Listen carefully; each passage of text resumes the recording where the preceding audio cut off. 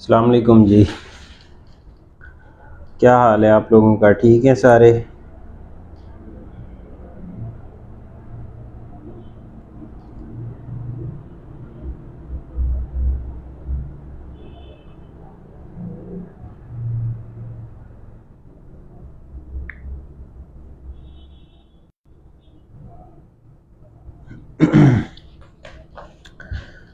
आज का हमारा जो डिस्कशन का टॉपिक है वो है इनलार्ज प्रोस्टेट या जिसको कहते हैं गदूद का बढ़ना।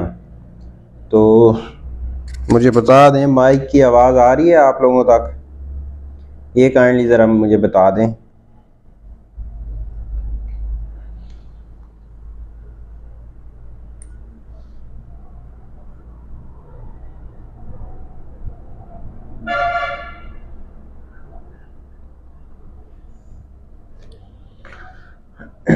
जी, आ रही है आवाज़। ठीक है। तो प्रोस्टेट जो है जिसको उर्दू ज़बान में गदूद कहते हैं, ये हर मर्द में पाया जाता है, औरतों में नहीं होता। ये मर्दों का एक हिस्सा है, जिस्म का हिस्सा है प्रोस्टेट या जिसको गदूद कहते हैं। ये हमारा जो मसाना है उसके नीचे होता है और आगे जो पेशाब वाली नाली होती है उससे पहले आता है। मसाने और पेशाब वाली नाली के दरमियान होता है ये जो प्रोस्टेट है।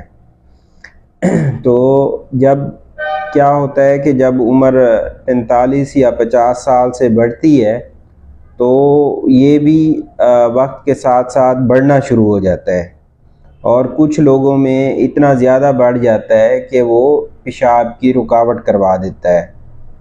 अच्छा, मैं आपको जनरली बता रहा हूँ इसके बारे में। किसी भी हमारे मरीज़ का कोई भी इस इनलार्ज प्रोस्टेट के रिगार्डिंग क्वेश्चन हो तो वो मुझसे पूछ सकता है। नीचे कमेंट करते जाइएगा तो फिर मैं आपको उसका साथ साथ आंसर करता जाऊंगा।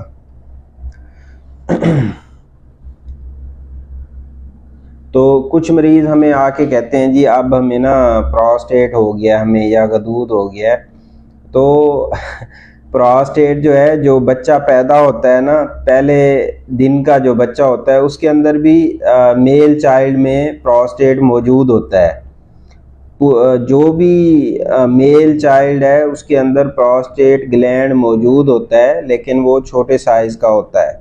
जैसे जैसे उम्र बढ़ती जाती है तो 40-45 साल के बाद वो इतना बढ़ जाता है कि कुछ लोगों में कि वो पेशाब की रुकावट करवा देता है। हसनैन साहब ने नीचे पूछा है जी प्रोस्टेट की रीज़न।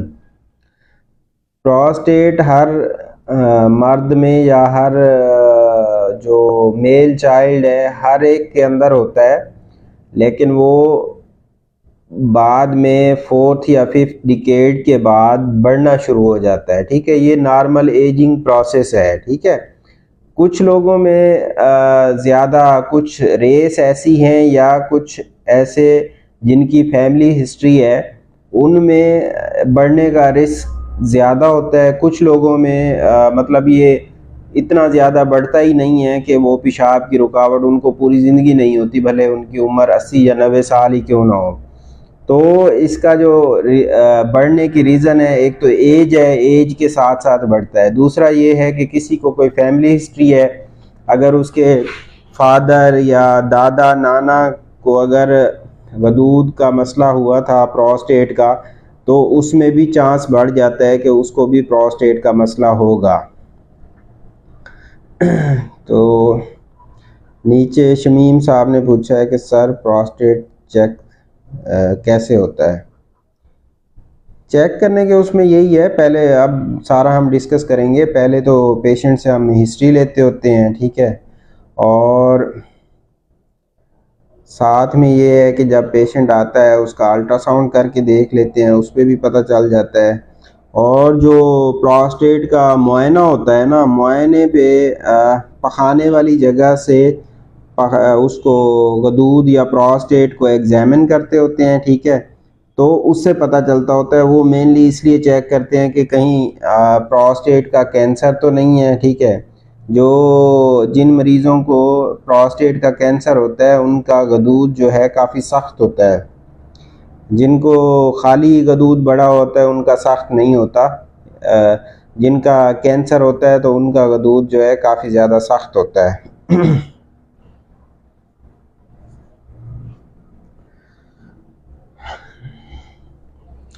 तो हम ये कह रहे थे कि जो प्रोस्टेट है जब 40-50 साल की उम्र के बाद लोगों में जब बढ़ना शुरू हो जाता है तो उनको क्या क्या अलामात होती हैं। अलामात ये होती हैं कि मरीज़ कहता है जी मुझे पहली कंप्लेन जो होती है वो ये होती है कि मुझे पेशाब खुल के नहीं आता। मतलब ये है कि मरीज़ जब वाशरूम में जाके बैठता है, जिस तरह का पेशाब 15-20 साल या 30 साल की उम्र में आता था वैसे नहीं आता, ठीक है। तो वो कहते हैं जी पेशाब मुझे रुक रुक के आता है। और कंप्लेन होती है जो पेशाब की धार है वो बिल्कुल कमज़ोर है, मतलब धार सही बन ही नहीं पा रही। या ये भी जिनका बहुत ज़्यादा बड़ा होता है तो वो कहते हैं कि पेशाब कतरा कतरा करके आता है, खुल के नहीं आता, ठीक है। और साथ में ये भी होता है कि जब वाशरूम जाने लगते हैं तो उनके कुछ कतरे गिर जाते हैं, उसको अर्जेंसी कहते हैं, पेशाब के कुछ कतरे उनके गिर जाते हैं। और दूसरा ये पेशेंट कहते हैं कि रात के वक्त उनको बार बार पेशाब के लिए उठना पड़ता है, ठीक है। और जब पेशाब कर लेते हैं तो फिर भी हाजत पूरी नहीं होती, उनको लगता है कि अभी कुछ पीछे पेशाब बचा हुआ है। और मसाना खाली करने के लिए उनको ज़ोर भी लगाना पड़ता है। अच्छा, साथ में इनके क्वेश्चन का भी कर लें। सर ट्रीटमेंट ऑफ प्रोस्टेट क्या है? ट्रीटमेंट पे अभी हम आते हैं, उसमें मेडिकल ट्रीटमेंट भी डिस्कस करेंगे और सर्जरी भी डिस्कस करेंगे। और नीचे जी प्रोस्टेट खुश मिन क्यों बढ़ता है, होता तो फिर मेल में है, क्या कोई डाइट से कम रहता है? अच्छा, क्वेश्चन ये इरफान वाला क्वेश्चन थोड़ा मुझे समझ नहीं आया, ये दोबारा टाइप करें। प्रोस्टेट पुश में क्यों बढ़ता है? अच्छा हाँ, ये कह रहे हैं कि प्रोस्टेट कुछ लोगों में क्यों बढ़ता है, सब में क्यों नहीं बढ़ता। ये ना उस बंदे की हेरिडिटरी टेंडेंसी होती है कि वो जो है ना उसका बढ़ता सब में है, ठीक है। लेकिन कुछ लोगों में इतना ज़्यादा बढ़ जाता है कि वो उनका जो पेशाब की नाली है उसमें रुकावट करवाना शुरू कर देता है। तो जब बढ़ना शुरू होता है, इसका मैकेनिज़्म भी यही है कि जब गदूद बढ़ना शुरू होता है तो गदूद के अंदर से पेशाब की नाली जा रही होती है, मतलब पेशाब जो गुज़रता है गदूद उसके इर्द गिर्द होता है और दरमियान से गुज़रता है। और जब गदूद बढ़ जाता है तो वो उसके ऊपर नाली के ऊपर प्रेशर डालता है, जिसकी वजह से वो नाली खुल ही नहीं पाती जब मरीज़ पेशाब करने जाता है। तो उस नाली के ऊपर प्रेशर बहुत ज़्यादा पड़ता है जिसकी वजह से वो पेशाब की रुकावट होती है।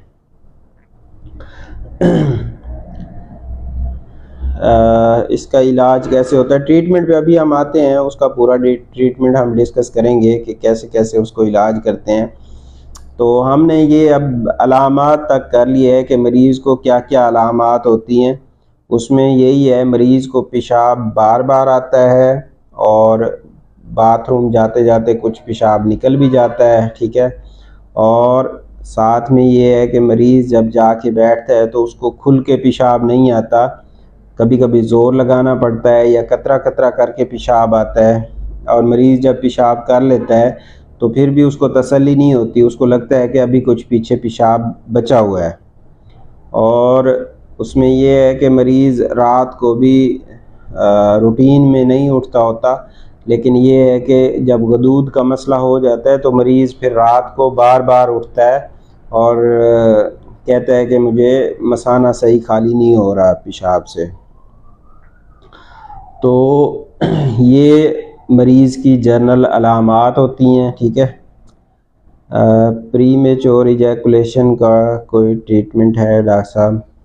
बिल्कुल ट्रीटमेंट बिल्कुल है उस पर। हम ऐसे करेंगे कि अपना जो नेक्स्ट लाइव है नेक्स्ट सैटरडे वाला वो हम प्री मेच्योर इजैकुलेशन पे ही कर लेंगे, ठीक है। तो आज का हमारा जो वो मतलब छोटा सा नहीं है, उस पे पूरा हम लाइव सेशन करेंगे, ठीक है। और ये जो है आज का जो है ये हमारा प्रोस्टेट के रिगार्डिंग है, इलाज प्रोस्टेट। तो उसके रिगार्डिंग क्वेश्चन कर सकते हैं। जो प्री मेच्योर इजैकुलेशन है वो हम नेक्स्ट वीक करेंगे। अच्छा, अब जो है मरीज़ की जो इन्वेस्टिगेशन है, मतलब कैसे उसको जब मरीज़ आता है तो हम कैसे पता करते हैं कि उसका गदूद बढ़ा हुआ है या नहीं बढ़ा हुआ।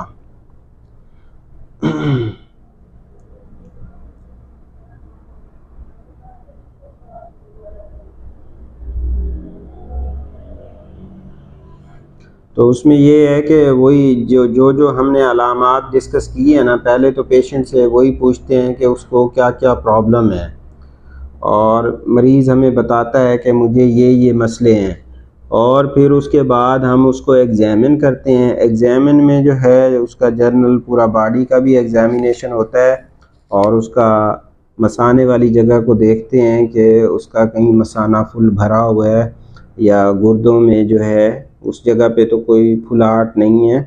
और उसका जो पेशाब वाली नाली होती है मिएटस, उसको भी एग्ज़ामिन करते होते हैं, ठीक है। क्योंकि कुछ मरीज़ों में जो पेशाब नफ्स का आगे वाला हिस्सा होता है, कैप वाला ग्लैंस पीनस, तो वहाँ पे उनका जो पेशाब की नाली होती है वो तंग होती है। तो मिएटस को भी एग्ज़ामिन किया जाता है और पूरा जेनाइटल एग्ज़ामिनेशन करके, और फिर उसके गदूद का एग्ज़ामिनेशन किया जाता है पखाने वाली जगह से। पकाने वाली जगह से गदूद का मुआयना करते हैं कि गदूद जो है उसका साइज़ कितना है और उसकी कंसिस्टेंसी कितनी है। तो अगर हार्ड प्रोस्टेट है तो उसका ट्रीटमेंट प्लान डिफरेंट होगा, उसमें फिर पीएसए वगैरह भी करवाएंगे, जो कैंसर का वर्कअप होता है वो करवाएंगे। और सिंपल इनलार्ज प्रोस्टेट है तो फिर उसको अकॉर्डिंगली उसका ट्रीटमेंट करेंगे। तो इसमें जो इन्वेस्टिगेशन है वो अल्ट्रासाउंड होता है। अल्ट्रासाउंड पे हम देखते हैं कि मरीज़ का मसाने में कितना पेशाब है, फिर उसको वाशरूम भेजते हैं और पेशाब करके दोबारा चेक करते हैं कि पीछे कितना पेशाब रहता है, उसको रेजिडुअल वॉल्यूम कहते हैं। और उनके किडनी का भी देख लेते होते हैं कि कहीं किडनी के ऊपर प्रेशर तो नहीं पड़ रहा। यूरिन का टेस्ट करवाते होते हैं देखने के लिए कि इन्फेक्शन वगैरह तो नहीं है, और साथ में गुर्दे का टेस्ट आरएफटी होता है ये देखने के लिए कि गुर्दे उसके सही हैं कि नहीं है। तो ये कुछ बेसलाइन वर्कअप होता है पेशेंट का। और साथ में ये है कि अगर पेशेंट पीला लग रहा है, अनीमिया है, तो फिर उसका सीबीसी का टेस्ट भी करवा लेते होते हैं।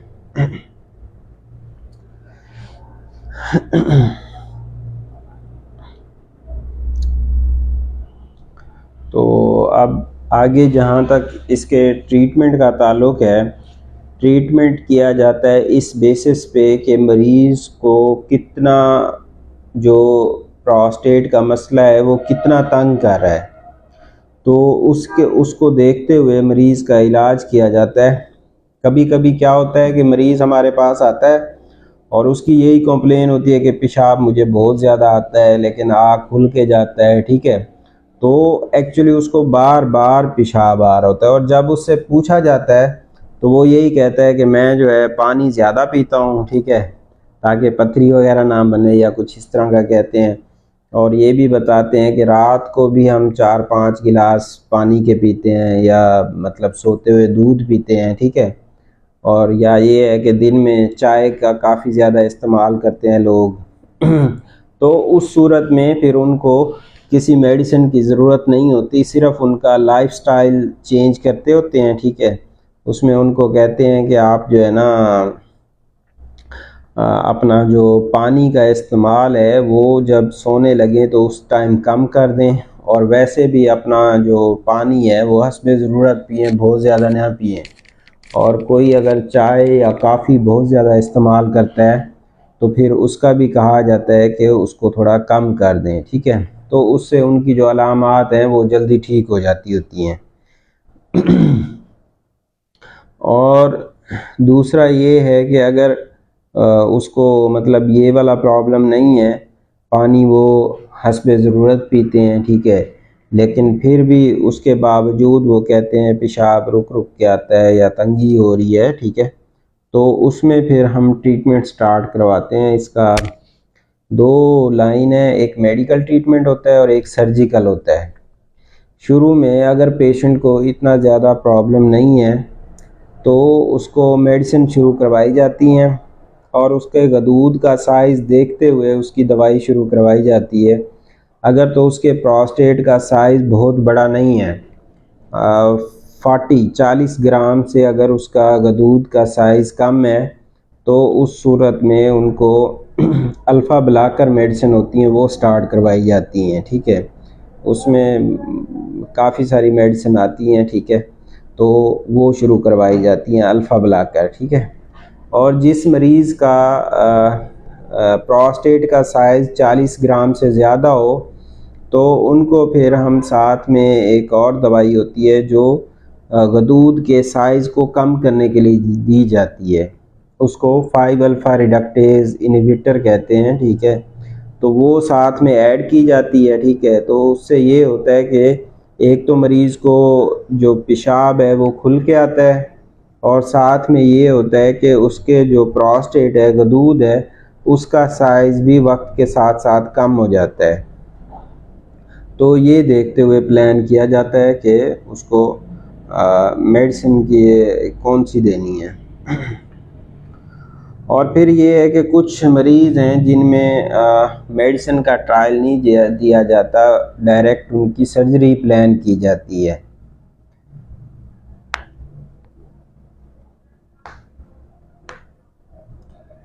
शमीम साहब पूछ रहे हैं जी, पेट में गैस की वजह से पेशाब कम क्यों आता है?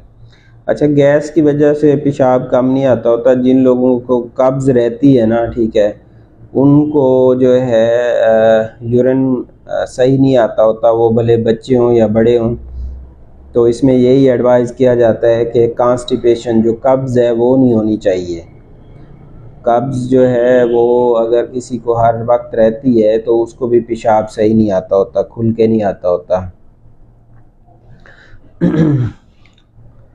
तो सर्जरी हम किन मरीज़ों की करते हैं, उसमें ये आता है कि अगर एक ऐसा मरीज़ जो दवाई ले रहा है लेकिन उसकी अलामात जो हैं वो ठीक नहीं हो रही, उसको पेशाब खुल के नहीं आ रहा या प्रोस्टेट का साइज़ इतना बड़ा है कि उस पर मेडिसिन नहीं असर कर रही, तो उस सूरत में हम सर्जरी करते होते हैं। या ये है कि ऐसा मरीज़ जिसके यूरिन में ब्लड आता है और वो दवाई से ठीक नहीं हो रहा और उसका जो प्रोस्टेट है वो ब्लीड करता रहता है, तो उस सूरत में भी सर्जरी करते होते हैं।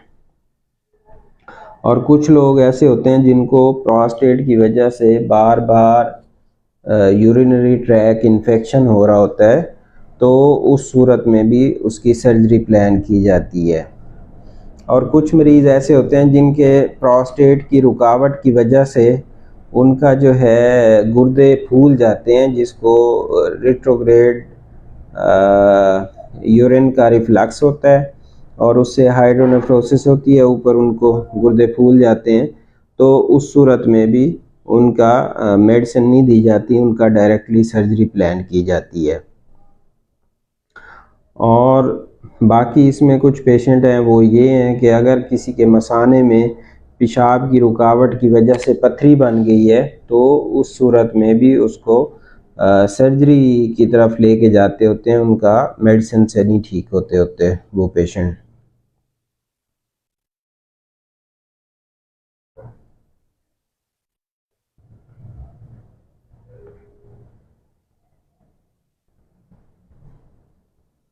अच्छा, ये एक नज़ीर कामिल साहब हैं, इन्होंने पूछा है कि सलाम सर, यूरिन करने से पहले पेन होता है प्रोस्टेट भी इनलार्ज नहीं है, ट्रीटमेंट प्लीज़।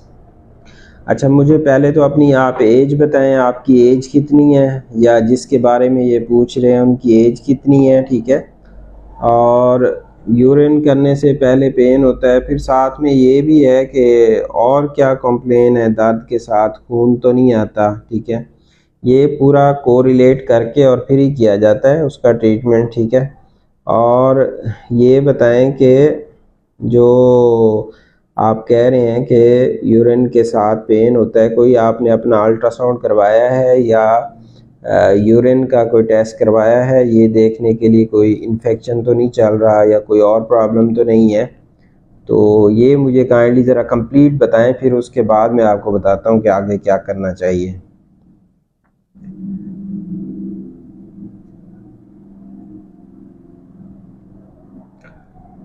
एक नीचे कमेंट किया है कि सर आके भूं डिस्पेंसर, एक पेशेंट है, यूरिनरी इन्फेक्शन है, क्या ट्रीटमेंट है?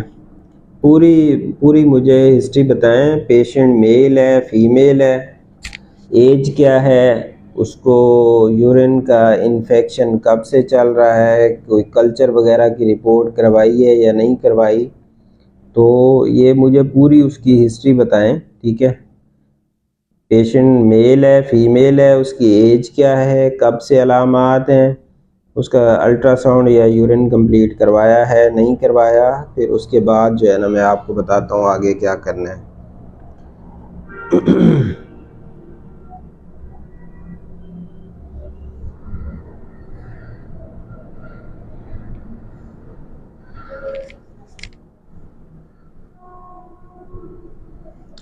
नज़ीर कामिल साहब कह रहे हैं जी 54 ईयर एज है, टेंसोलिन ले रहे हैं और यूरिन कल्चर भी इन्होंने करवाया है लेकिन कोई इन्फेक्शन नहीं है, ठीक है।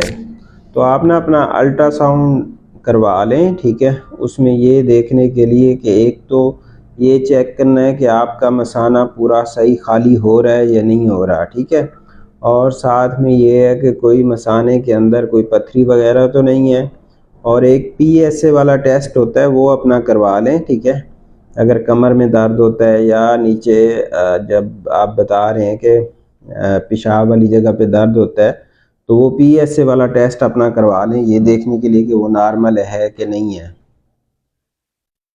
अबू बकर साहब सलाम, वालेकुम सलाम। अंजुम अकरम वालेकुम सलाम। और जी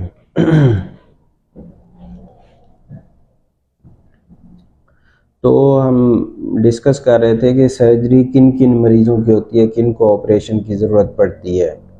तो उसमें यही है कि जिस मरीज़ को मेडिसिन से आराम ना आ रहा हो या जिसको बार बार PSA स्टैंड फॉर, इसको कहते हैं prostate specific antigen, PSA prostate specific antigen.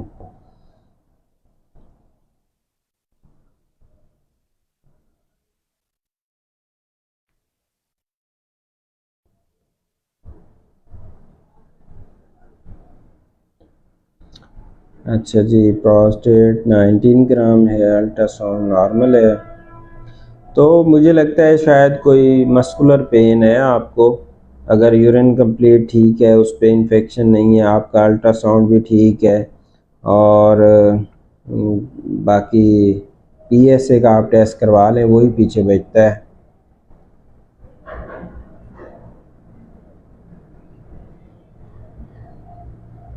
Saqlain अता साहब सलाम कह रहे हैं, वालेकुम सलाम। तो ये सारे जो है ना, ये पेशेंट हैं जिनको सर्जरी की ज़रूरत पड़ती है, जिनको बार बार इन्फेक्शन हो रहा हो या यूरिन में ब्लड आ रहा हो और वो जो है कंट्रोल ना हो रहा हो मेडिसिन से, तो या मसाने के अंदर कोई पथरी हो, तो इन सब को जो है सर्जरी की ज़रूरत पड़ती होती है। या रुकावट काफ़ी लंबे अरसे से है और वो गुर्दों के ऊपर प्रेशर अगर पड़ रहा है तो उसमें फिर सर्जरी करते होते हैं। जो सर्जरी है उसमें मल्टीपल ऑप्शन है हमारे पास। ओपन सर्जरी पहले बहुत ज़्यादा होती थी, ठीक है, लेकिन अब जो है उसका ट्रेंड काफ़ी कम हो गया है, क्योंकि कॉम्प्लिकेशन का रिस्क बहुत ज़्यादा होता है ओपन सर्जरी में, और कुछ ख़ास इंडिकेशन हैं जिनमें ओपन सर्जरी करते होते हैं।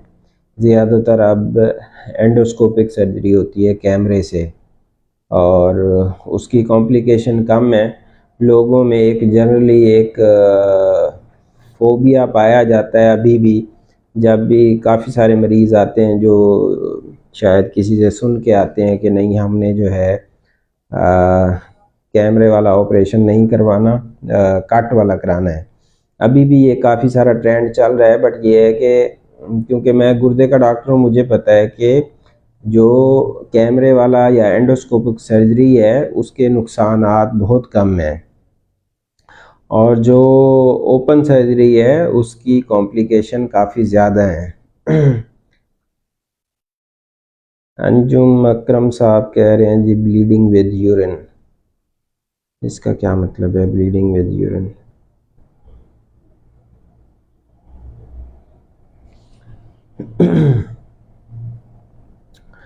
अच्छा जी, स्केड्यूल पूछ रहे हैं। स्केड्यूल हमारा ये है कि हम बेसिकली लोधरा में सिचुएटेड हैं, और ये लोधरा भावलपुर के साथ ही है, कोई 10 किलोमीटर के डिस्टेंस पे। और यहाँ पे हम जो है सुबह कोई 10-11 बजे आते हैं, और शाम को 8 बजे तक हमारा क्लिनिक ओपन होता है। जुमेरात शाम को और एतवार शाम को हम क्या रोड पक्का होते हैं, और इसमें ये फ़िज़िकल अपॉइंटमेंट का टाइम है। और किसी ने अगर ऑनलाइन अपॉइंटमेंट लेनी है तो इसके ऊपर नंबर दिया हुआ है, उस पर रब्ता करके आप अगर यहाँ से दूर हैं तो ऑनलाइन कंसल्टेशन भी कर सकते हैं। और फिर हम जो है ऑनलाइन कंसल्टेशन 9 बजे के बाद ही करते हैं, शाम को जब क्लिनिक क्लोज़ हो जाता है तो फिर ऑनलाइन कंसल्टेशन करते होते हैं। अच्छा जी, कह रहे हैं जी ब्लड बहुत आया था यूरिन की जगह से। अच्छा मैं देख लूँ, ऊपर आपने कुछ बताया है।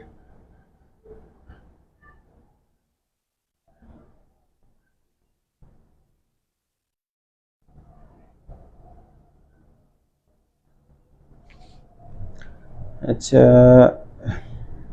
अंजुम अकरम साहब, आप ना ज़रा पूरा अपना डिटेल बताएं कि प्रॉब्लम क्या है।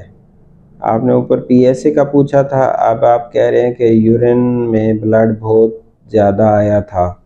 तो ये ज़रा आप मुझे अपना प्रॉब्लम बताएं, ठीक है, जो है एज क्या है, बेसिकली प्रॉब्लम क्या आ रहा है, ठीक है, उसके साथ आपको यूरिन की कोई रुकावट तो नहीं है। सारा अपना जो है ना मुझे थोड़ा सा ब्रीफ बताएं, खाली एक कॉम्प्लेन से ना सही पता नहीं चलता। कि अब देखें ना, ब्लड पेशाब में खून आने की काफ़ी सारी वजूहात होती हैं।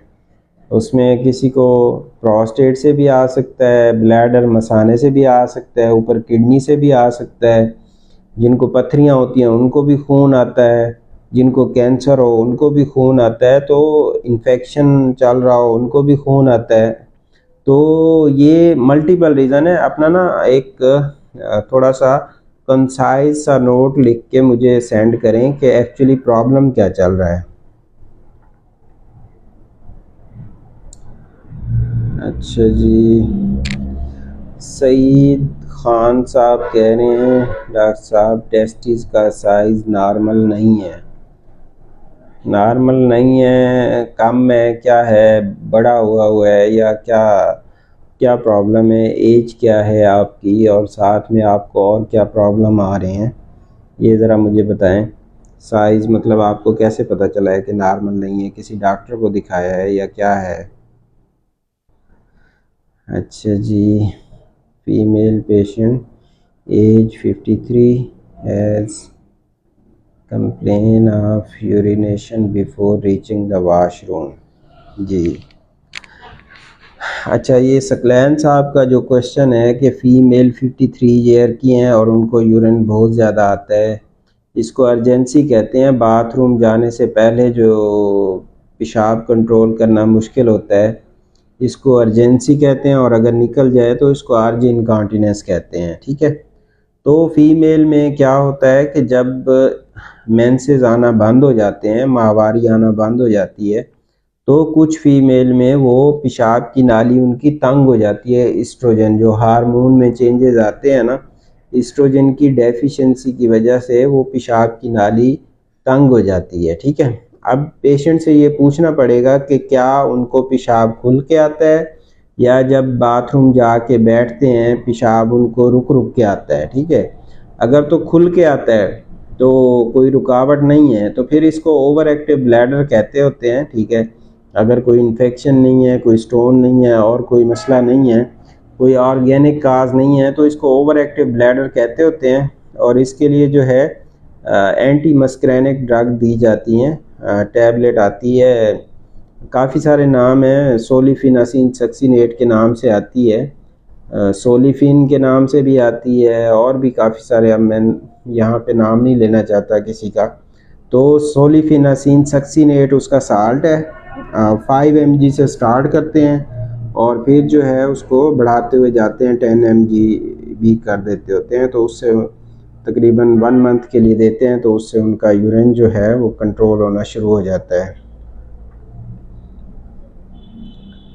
ठीक है जी, उन्होंने कहा है जी यूरिन कंप्लीट नॉर्मल है, आरएफटी नॉर्मल है, अल्ट्रासाउंड नहीं हुआ।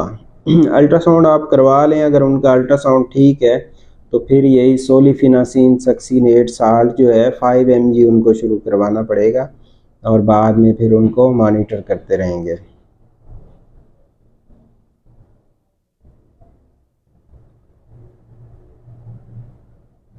अच्छा जी, ये कह रहे हैं जी टेस्टिक्यूलर, शायद जो पूछ रहे हैं ये कह रहे हैं कि टेस्टिक्यूलर ट्यूबरकुलोसिस का कोर्स का टाइम पीरियड कितना है।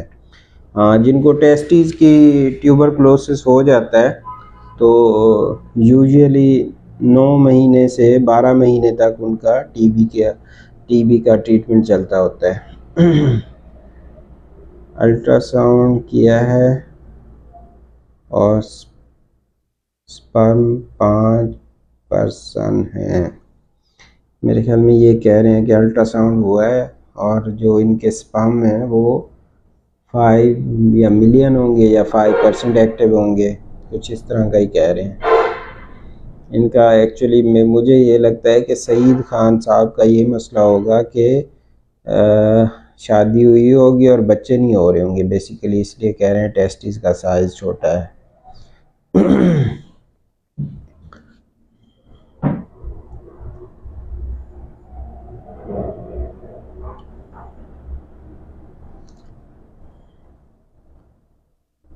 तो सर्जरी का हम डिस्कस कर रहे थे कि जो प्रोस्टेट वाले पेशेंट होते हैं, गदूद जिनका बड़ा होता है, तो उसमें सर्जरी के मल्टीपल ऑप्शन होते हैं। उसमें एंडोस्कोपिक सर्जरी भी है, ओपन सर्जरी भी है। एंडोस्कोपिक में फिर जो है मोनोपोलर होती है, बाईपोलर होती है, या जो है लेज़र है। लेज़र के सबसे अच्छा है, उसमें ये है कि ब्लीडिंग का रिस्क नहीं होता, और साथ में ये है कि सर्जरी का जो सक्सेस रेट है वो काफ़ी अच्छा होता है। लेज़र एक अच्छा ऑप्शन है, लेकिन ये है कि कॉस्टली होता है और मतलब हर जगह पे लेज़र अवेलेबल नहीं है। तो मोनोपोलर TURP कॉमनली यूज़ होता है। इसके रिगार्डिंग अगर कोई किसी का सवाल हो तो पूछ सकते हैं, सर्जरी के रिगार्डिंग जिनका ऑपरेशन होता है। ऑपरेशन रूटीनली जो है तकरीबन 1 से 1.5 घंटा लगता होता है, और जब मरीज़ वापस आता है तो फिर वो एक इरिगेशन मसाने को साफ़ करने के लिए कोई 24 घंटे तक पानी नॉर्मल सलाइन चलता रहता है, और फिर उसके बाद जो है मरीज़ कोई दूसरे तीसरे दिन उसकी पेशाब की नाली उतर जाती है, और फिर जो है उसको जो पहले रुकावट हो रही होती है वो बेहतर हो जाती है।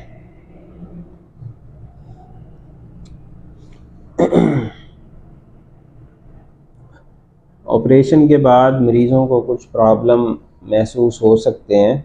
उसमें कुछ वो होते हैं जो फौरी तौर पर मरीज़ कंप्लेन करते हैं, वो ये है कि हल्का फुल्का दर्द हो सकता है, या ये है कि पेशाब ज़रा बार बार आता होता है और पेशाब के साथ एक आधा कतरा खून का आ सकता है, ठीक है, या कोई कचरा शचरा उसमें से या लोथड़ा खून का निकल सकता है। ये वो प्रॉब्लम होते हैं जो फौरी तौर पर होते हैं। और जो लेट प्रॉब्लम होते हैं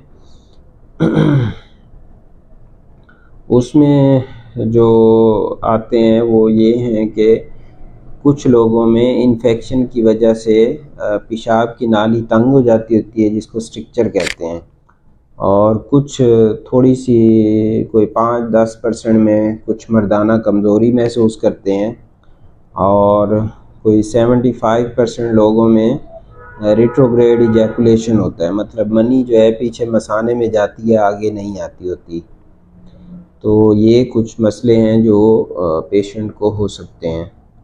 या बहुत कम 1% से भी कम लोगों में पेशाब जो है वो लीक होता रहता है कपड़ों के ऊपर, अगर उनका स्फिंक्टर वीक है या ड्यूरिंग सर्जरी उसका कुछ कार्टरी की वजह से डैमेज हुआ है, तो ये भी कुछ मरीज़ों में ये प्रॉब्लम होता है।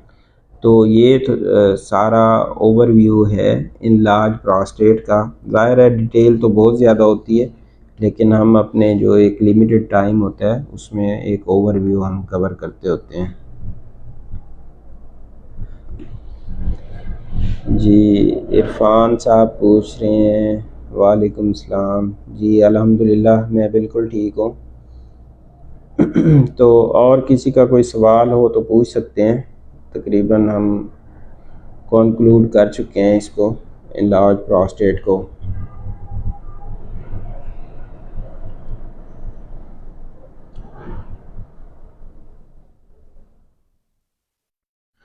चलें, थैंक यू। आज का सेशन हो गया।